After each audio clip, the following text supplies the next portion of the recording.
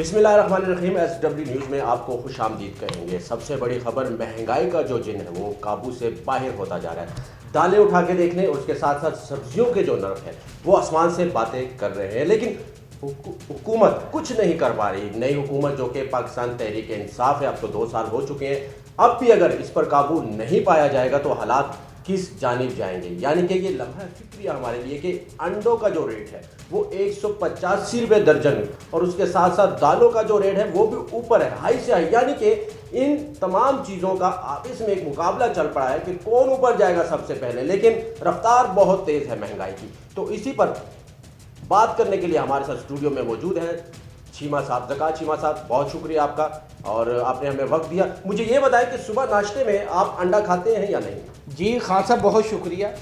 अंडा तो तकरीबन हर घर की ज़रूरत है, और सुबह तकरीबन देहाती शहरी हर जगह ये चीज़ इस्तेमाल होती है। और अंडे का जो रेट जा रहा है, सुबहान अल्लाह। और इन सारी चीज़ों को कंट्रोल करने के लिए हमने टाइगर फोर्स को एक मरतबा फिर जो ना वो काम में लाने का सोच लिया। टाइगर फोर्स की क्या अहमियत है मेरे भाई? क्या है टाइगर फोर्स? क्या अब भी मजाक चल रहा है? मुझे सिर्फ ये बता दें, क्या हुकूमत अब भी आवाम के साथ मजाक कर रही है?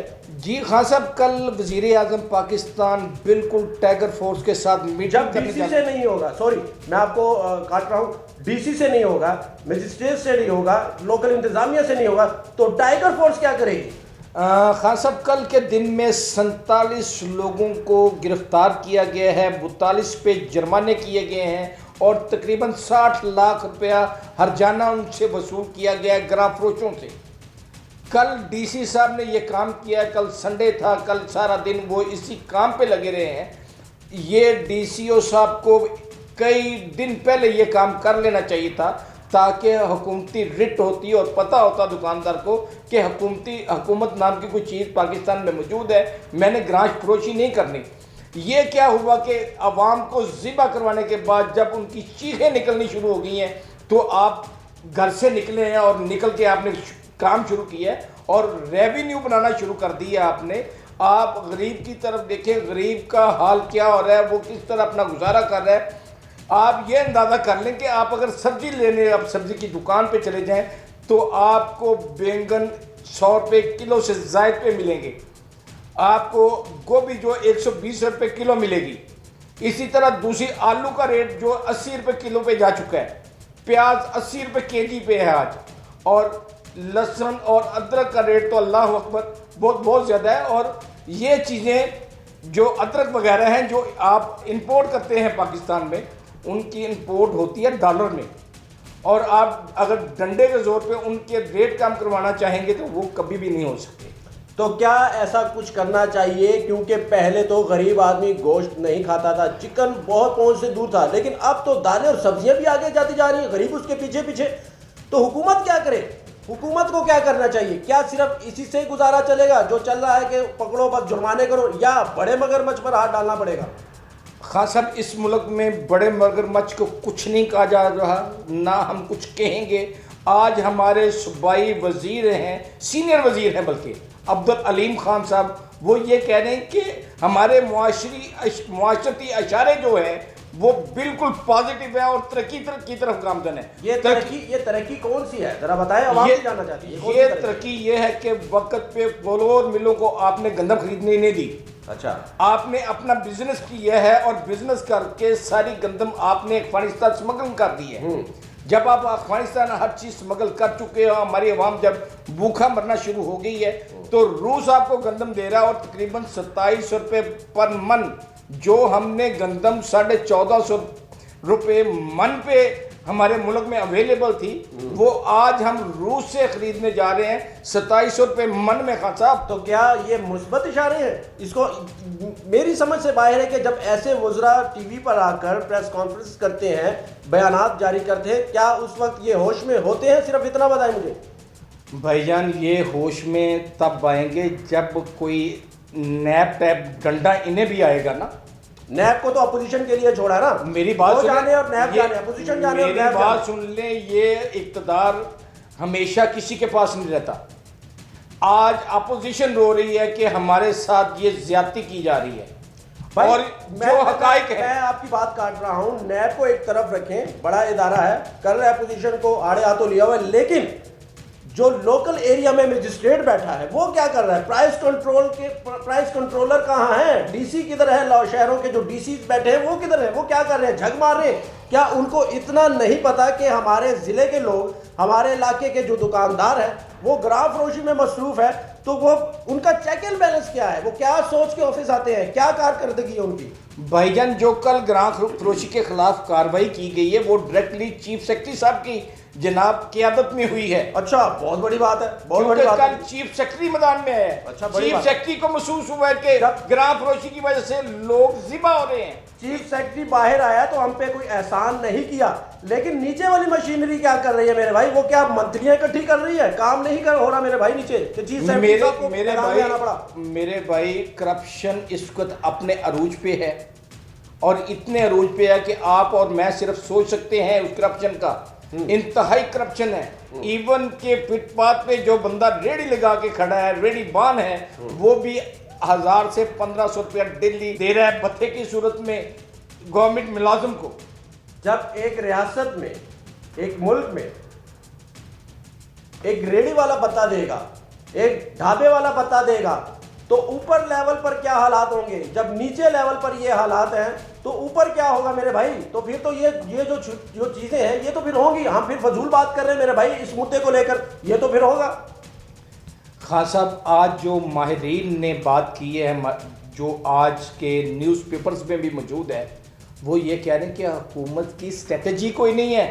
हुकूमत ग़िज़ाई अजनास को ख़रीदने में बहुत तख़ीर कर चुकी है, जिसकी वजह से पाकिस्तान में, बिलखसूस पंजाब में इस वक्त ये सूरत हाल है कि यहाँ पे ग़िज़ाई किल्लत हो गई है और लोग आटे के लिए मरमराने तक जा रहे हैं। दुकानों पे आटा मौजूद नहीं है। और हमारे सूबाई वज़ीर ये कहने, यानी कि अब्दुल अलीम खान साहब जो है ना, वो सूबाई वज़ीर खुराक भी हैं, उनको तरक्की के अशारिये मुस्बत नज़र आ रहे हैं। आपके लोगों के पास खाने को आटा नहीं है और तरक्की आप करने जा रहे हैं, ये कौन सी तरक्की है खान साहब? तो मेरे भाई इस जानिब कब आएंगे? चेक एंड बैलेंस कब करेंगे? डीसीज को हिदायत कब जारी की जाएगी? प्राइस एंड कंट्रोलर को अपने ठंडे कमरे से बाहर कैसे निकाला जाएगा? ये बहुत मुश्किल टास्क इनके लिए बनता जा रहा है। तो मुझे ये बता दें कि ये सब कैसे मुमकिन होगा? खान साहब तो इस्लामाबाद में बैठे हैं ना, बनी गाला से, वो आकर तो नहीं करेंगे? पत्तोकी में जाके छापे मारेंगे या फिरोज वाला या किसी और तहसील जिले में छापे मारेंगे? ये तो प्राइस कंट्रोलर का काम है, खान साहब का काम तो नहीं है।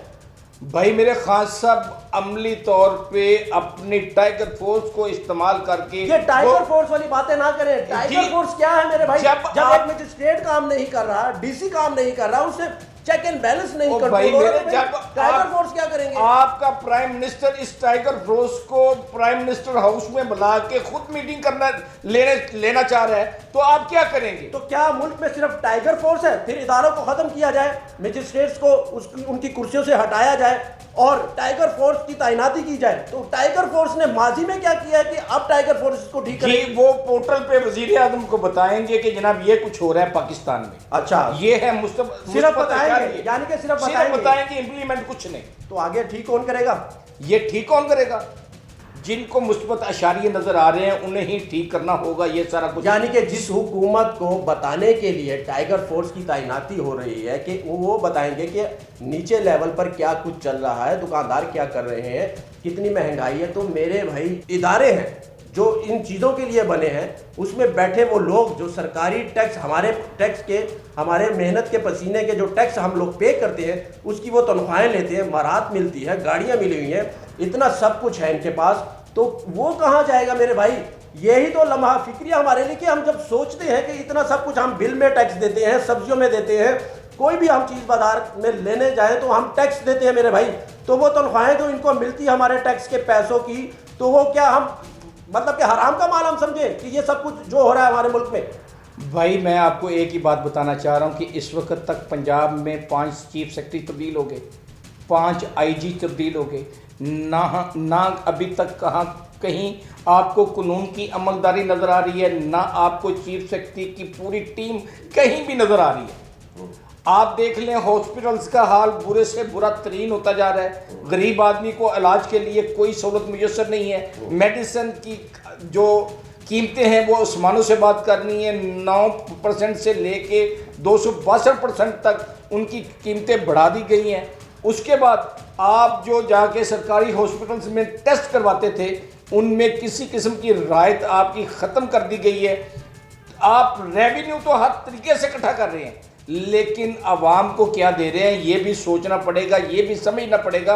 और खान साहब ये आपको अवामुन नास को बताना पड़ेगा कि ये जो मुस्बत अशारियत तरक्की के हैं वो कैसे हैं।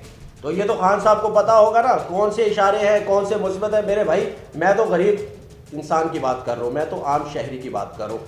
आज वो परेशान है, आज वो डिस्टर्ब है। जब घर से निकलता है 500 रुपये 600 700 कमाने वाला शख्स क्या अपनी बच्चों की हेल्थ का ख्याल रखे, क्या साफ़ पानी का ख्याल रखे, महंगाई का ख्याल रखे या बच्चों की फीसें दे। तो मेरे भाई क्या ये हुकूमत, इस हुकूमत से हमने ये उम्मीद लगाई थी कि ये हुकूमत आकर मजीद हमें 7वें आसमान तक ले जाएगी। पहले पर तो हम मौजूद थे, 6 आसमान तो इस जुमात ने मतलब कि क्रॉस कर लिए ना। अब 7वें पर हम लोग मौजूद हैं। ऐसा ना हो 7वें पर हमें पहुंचाकर नीचे गिरा दे। खान साहब ये वो गवर्नमेंट है जो किसी किस्म की तनकीद बर्दाश्त नहीं करती। मैं जो इतना खुल के कैमरे के सामने बोलता हूँ मुझे लगता है किसी दिन मेरे पे भी जो ना वो हाथ टाइट कर लिया जाएगा। लेकिन बात यह है कि जो खान साहब कंटेनर पे फरमाते रहे हैं ना कि जिस वज़ीर आज़म की मौजूदगी में करप्शन इतने अरूज पे जाए तो वो उस वज़ीर आज़म को रिज़ाइन कर देना चाहिए। तो खान साहब आपका एक और डायलॉग था कि जिस दिन 5000 लोग आके मेरे ख़िलाफ़ एहतजाज करेंगे मैं रिज़ाइन करके घर चला जाऊंगा। खान साहब मैं आपको रिज़ाइन के लिए नहीं कह रहा, कम से कम गरीब के पेट में रोटी का लुकमा जो है ना वो पहुँचाना आपकी ज़िम्मेदारी है। 40 रुपये किलो वाला आटा अगर 60 रुपये से 70 रुपये किलो पे चला गया है तो खान साहब रियासत मदीना इसका नाम नहीं है।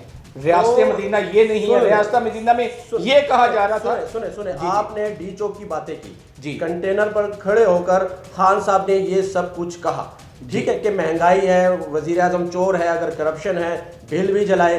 लेकिन मेरे भाई अगर खान साहब को या पाकिस्तान तहरीक इंसाफ को इतना कुछ मालूम था कि हमारे मुल्क में क्या लूट खसूट की जा रही है, कितनी करप्शन है, तो क्या खान साहब ने अपनी टीम के साथ, जो निकम्मी टीम है उसके साथ मिलकर बैठकर ये तैयारी नहीं की थी कि हम इन चीज़ों को, क्योंकि इसके असरात तो डायरेक्टली जो नई हुकूमत इक़्तिदार में आनी थी धरने के बाद उस पर तो पड़ने थे।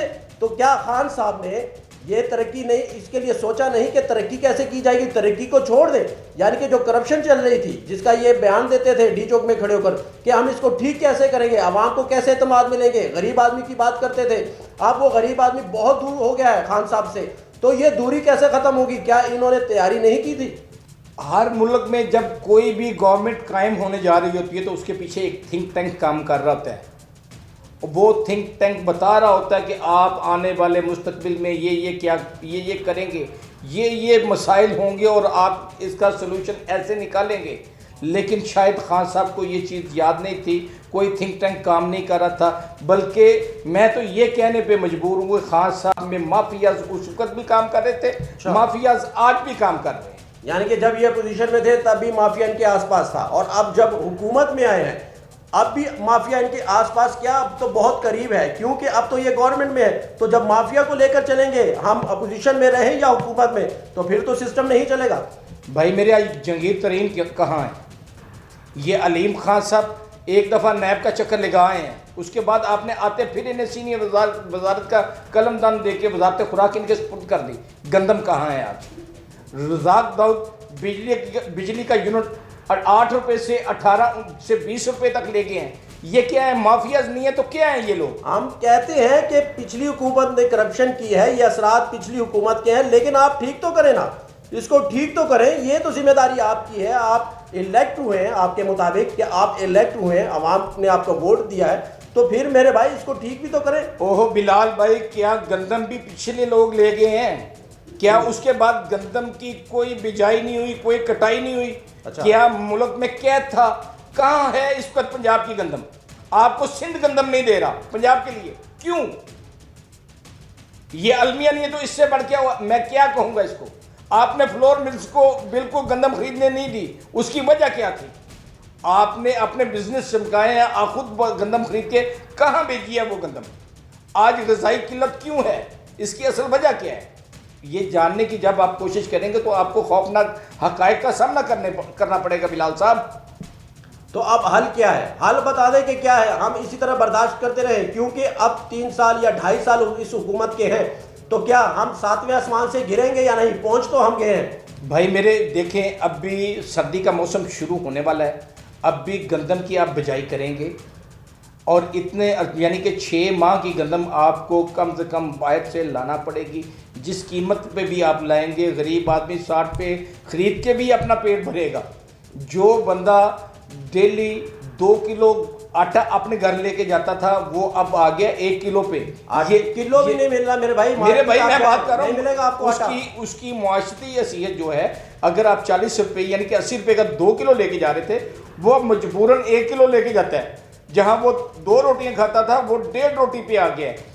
लोगों से तो आपने छीन लिया है निवाला, लेकिन जैसे कैसे रोटी खाना तो हर बंदे की मजबूरी है, उसे खाना है और खाने के लिए उसे किसी हद तक भी जाना पड़ा वो जाएगा। और आप खान साहब, मैं वज़ीर आज़म पाकिस्तान आपसे मुखातब हूँ, आपको इन सारे क्राइसिस को खुद से देखना पड़ेगा। किसी पे इत्माद करके आप किसी गहरी खाई में गिर रहे हैं, किसी पे आपको इत्माद नहीं करना। आप खुद देखें ये सारा कुछ क्या हो रहा है और क्यों हो रहा है, इससे पहले ये क्यों नहीं हो रहा था ये सारा कुछ। यानी कि 2020 में टेक्नोलॉजी के इस दौर में भी बैठकर हम आटे की कमी पर बात करेंगे तो आने वाले जो साल हैं वो हमारे लिए बड़े मुश्किल नजर आ रहे हैं मेरे भाई। ये तो हम क्या करेंगे फिर? खान साहब मैं ये कह रहा हूँ, इमरान खान साहब की किसी बात पे, किसी क्रेडिबिलिटी पे हमें शक नहीं है, लेकिन जो उनकी टीम है, उनकी टीम में भी चोर घुसे हुए हैं। उन्हें ये चोरों को देखना पड़ेगा। जब तक वो नहीं देखेंगे, वज़ीर आज़म पाकिस्तान अपनी जो नुमाइंदगी हैं वो आने वाले वक्तों में बहुत उसमें कमी आएगी और लोग उनसे मोहब्बत की बजाय उन पे गुस्सा निकालेंगे और नफरत का इजहार करेंगे। बहुत शुक्रिया आपका। महंगाई को लेकर जो हालात है हमारे इस मुल्क में इस वक्त, आपको पता है हर चीज़ गरीब की पहुंच से दूर होती जा रही है, बल्कि दूर हो चुकी है। अवाम 7वें आसमान पर इस वक्त मौजूद है, लेकिन देखना यह है आने वाले 2.5 सालों में या 3 सालों में हुकूमत आवाम को आसमान से नीचे गिराएगी या वहीं पर पैराशूट आवाम को दे दिया जाएगा। तो उम्मीद करते हैं कि आगे आने वाला जो कल है वो ठीक हो, बेहतर हो, महंगाई ख़त्म हो। आज के इस प्रोग्राम में सिर्फ इतना ही। अगले प्रोग्राम तक के लिए मुझे मेरी टीम को दीजिएगा इजाज़त। अल्लाह हाफ़िज़।